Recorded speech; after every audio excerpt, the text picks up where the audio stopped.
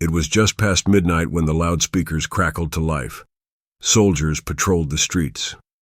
Curfew had been in place for weeks, but tonight felt different.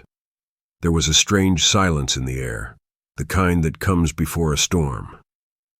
In a dimly lit military base near the presidential palace, Captain Ibrahim Traoré sat with his closest advisors.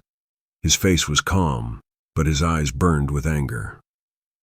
Hours earlier, ECOWAS had released a statement threatening sanctions, economic blockades, and even the possibility of military action against Burkina Faso. For Traoré, this wasn't just politics, it was personal. "They want to punish us for choosing freedom," he said, his voice steady.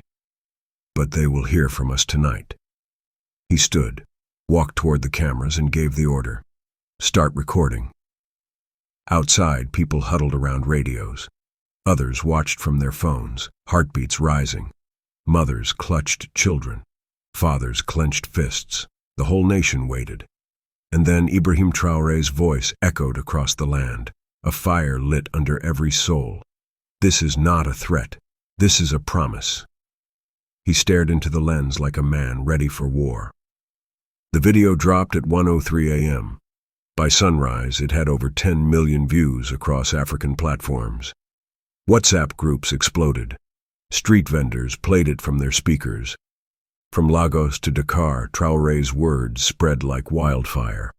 In the video, he spoke calmly but fiercely.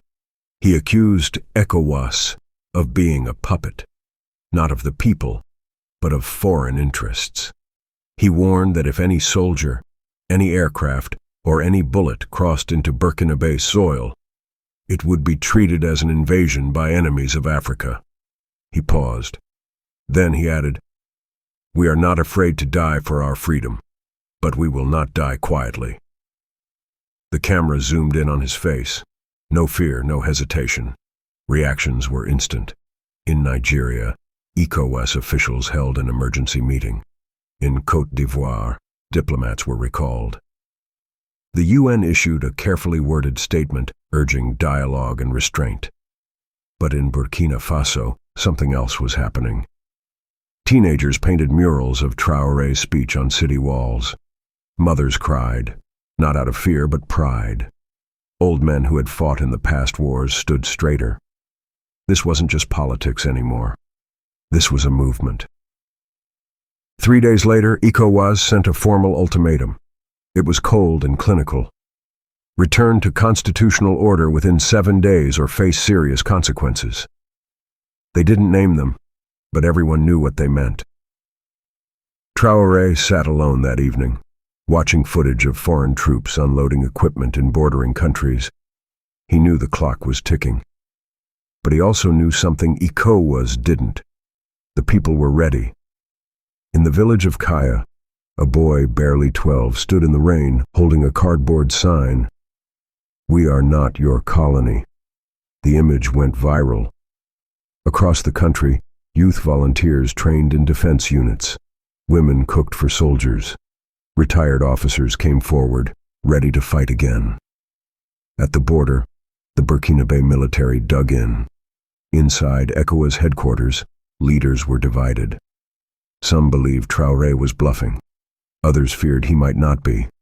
But none of them could predict what would happen next.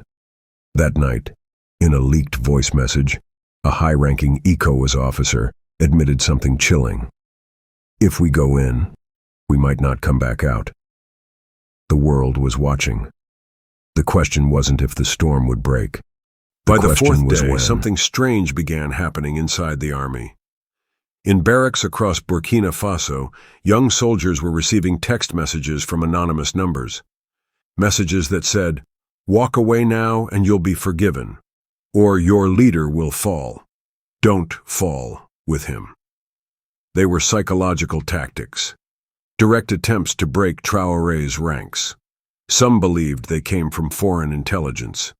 At one base, a young private named Ousmane read a message aloud. Then he crushed his phone beneath his boot and said, "They think we're weak." Others followed. Phones were thrown. Some were burned. There were no traitors.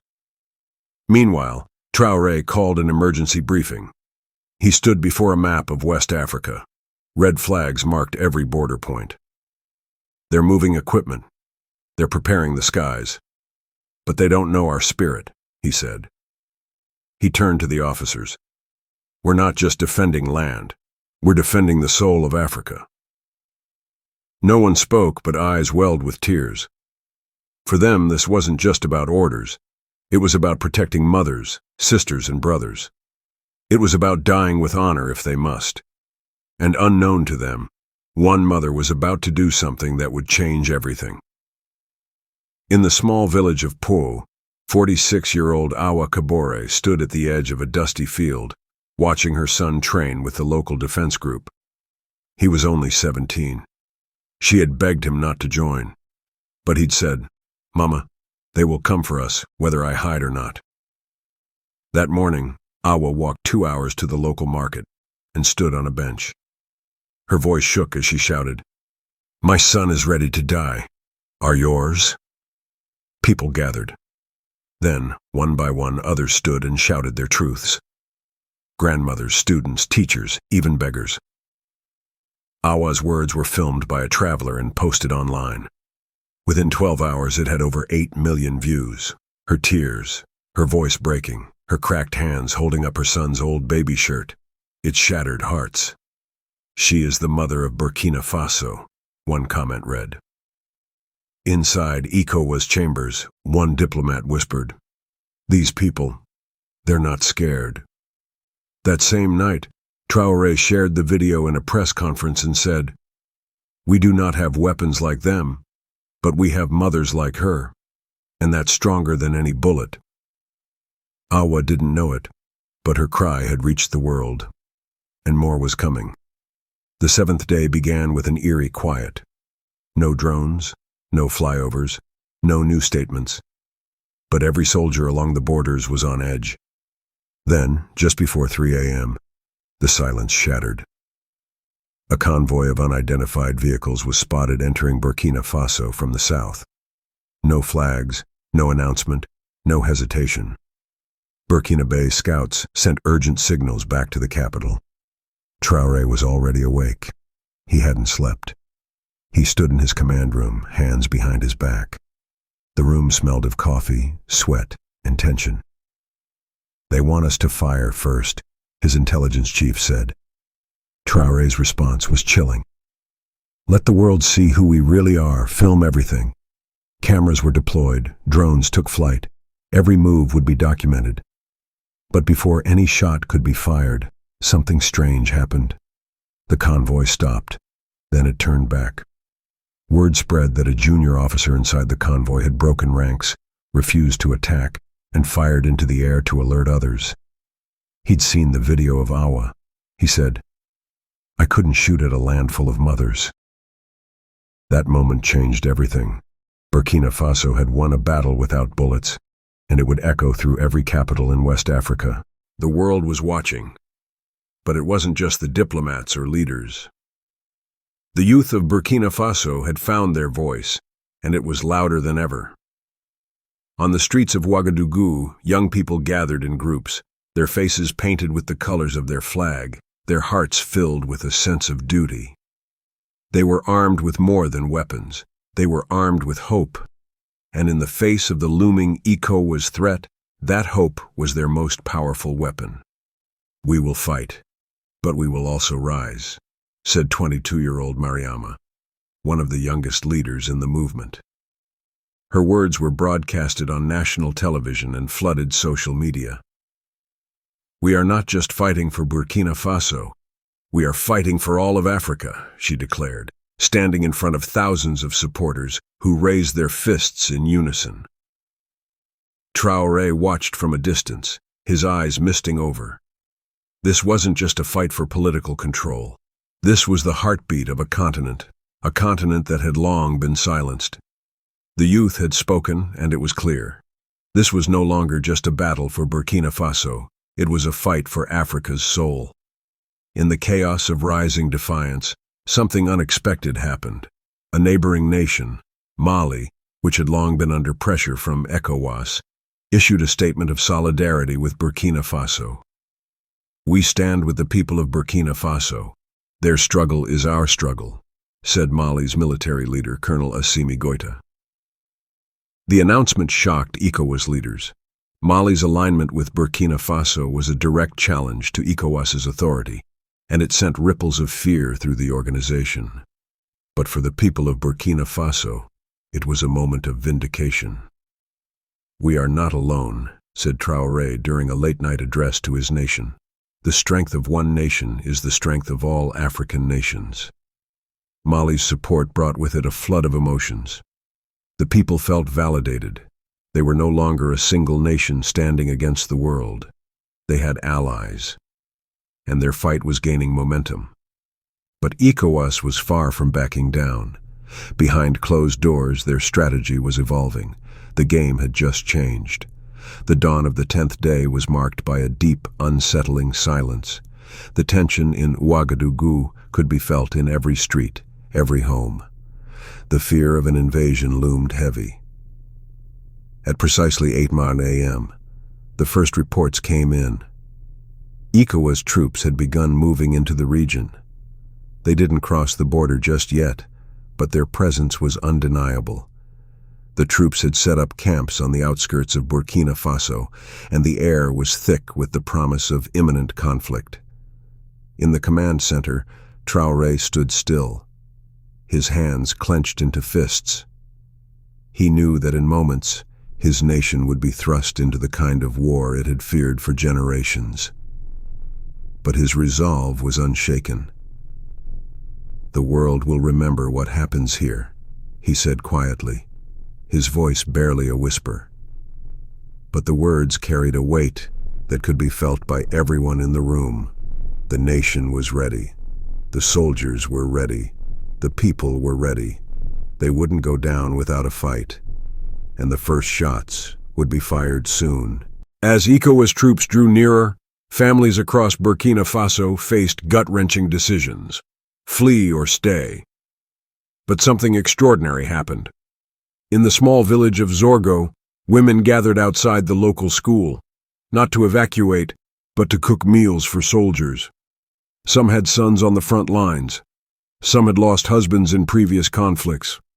All were scared, but none were backing down.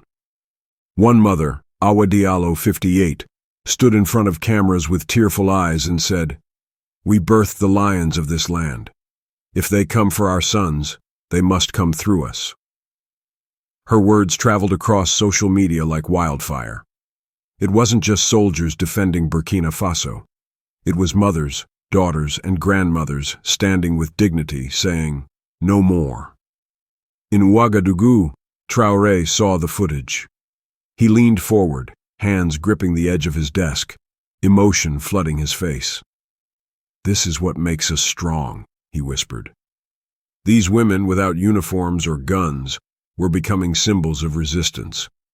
But what no one knew, not even Traoré, was that ECOWAS's next move would threaten the heart of this unbreakable unity. At 7:15 p.m., ECOWAS held a live emergency broadcast from Abuja. A stern-looking general faced the camera. "Burkina Faso has 48 hours to stand down. If not, we will enforce regional stability, by force if necessary." The word sent a chill down millions of spines. Enforce regional stability was a euphemism. It meant war, an invasion. In Ouagadougou, silence fell like a hammer. Every home, every shop, every street lamp seemed to hold its breath. Mothers hugged their children tighter. Soldiers quietly checked their rifles. The countdown had begun. Traoré stood before a map, tracing potential attack routes with his fingers. His phone buzzed. Another border village reported drone surveillance overhead. Meanwhile, social media was ablaze.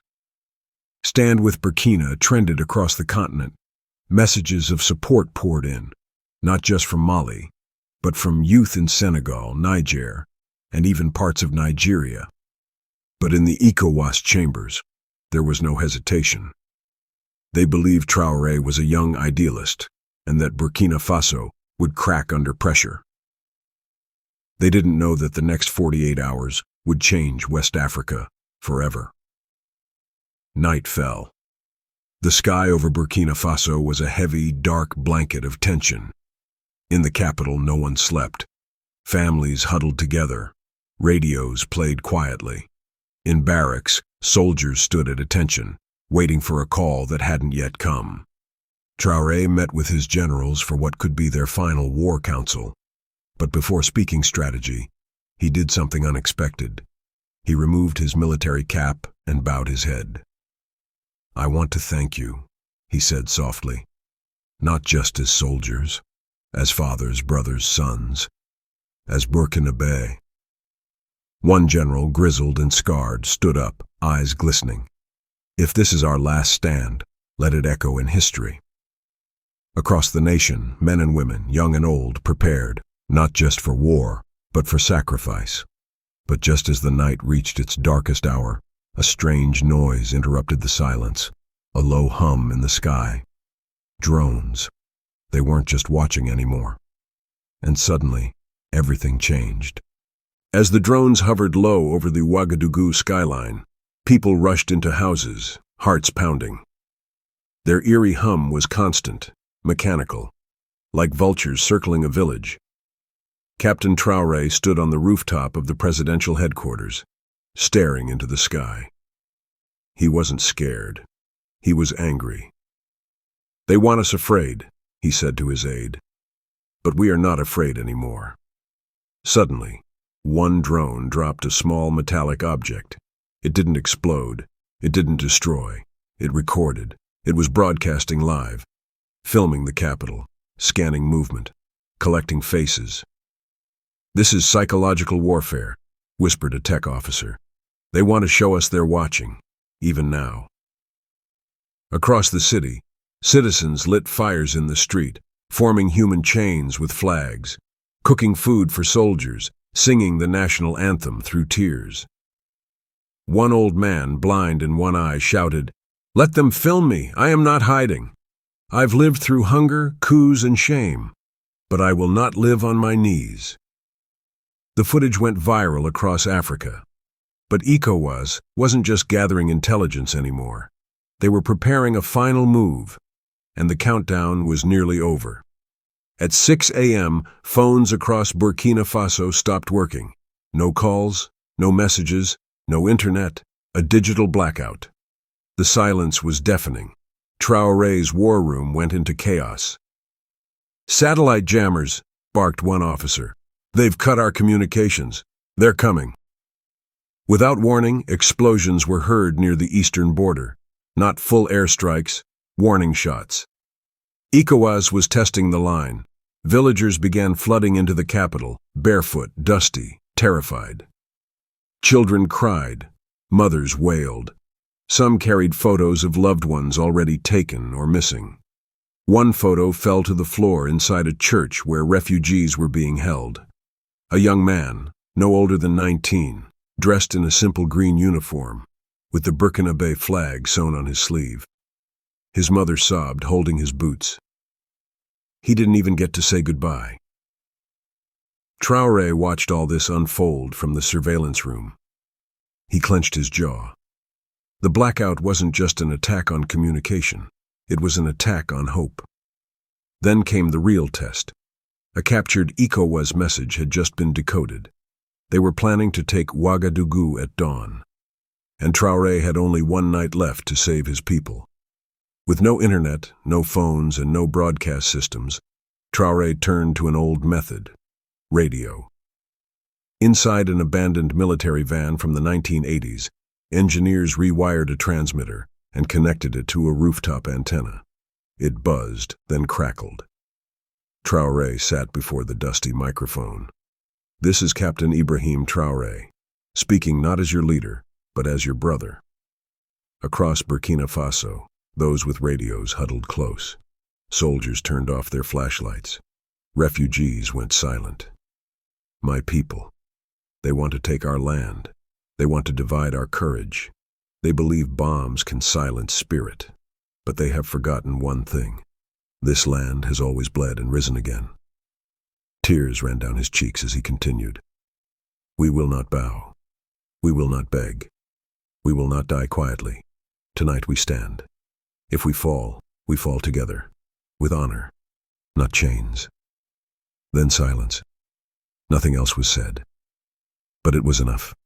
From the north to the south, across villages, soldiers, mothers, old men, children, all wept and vowed.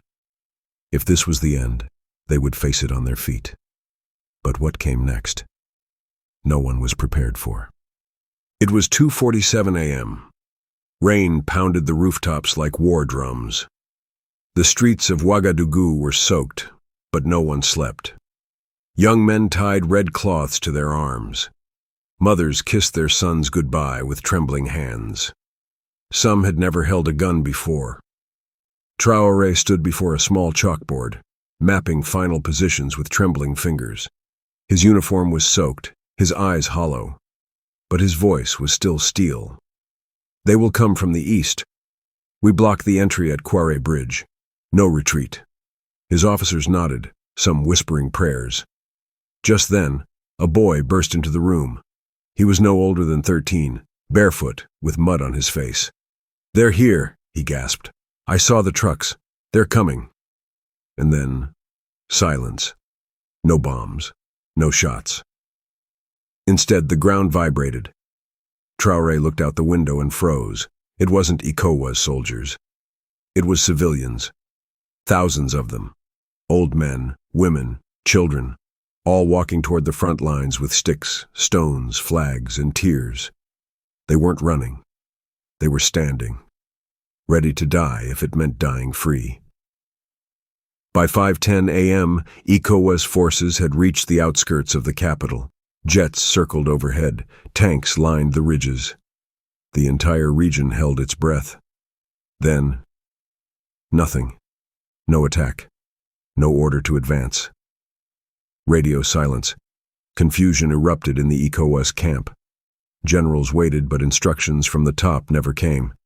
Rumors whispered that 2 key nations had withdrawn support after seeing the viral footage of Traoré's radio speech and the people's uprising. Traoré received a call from an old, secret channel, a voice he hadn't heard in years. Ibrahim, you've done something we couldn't. You woke them up. It was a retired West African commander who once trained under French authority. He'd now defected, quietly backing Traoré's stand. Across West Africa, university students, activists, and even junior officers in other nations began marching. They weren't chanting for war, they were chanting sovereignty. For the first time in years, it wasn't a coup, it wasn't a rebellion, it was unity. No bullets fired, no death toll. The war ended, not with violence, but with one man's voice, and a nation that refused to kneel. The sun rose over Ouagadougou like a blessing. Women filled the streets, holding up loaves of bread to passing soldiers. Children danced barefoot in puddles. Soldiers broke ranks to hug weeping families. And Traoré? He sat alone in a quiet courtyard, holding a worn photograph of his mother. She never got to see this day, he whispered. But she died believing it could come. Later that evening, he stood before the nation again. No suit, no bodyguards, just a microphone. We did not fight today to destroy. We stood to remember who we are and to remind the world this continent does not belong in chains. The world watched. So did his enemies, but no one moved. Because something stronger than any army had taken root.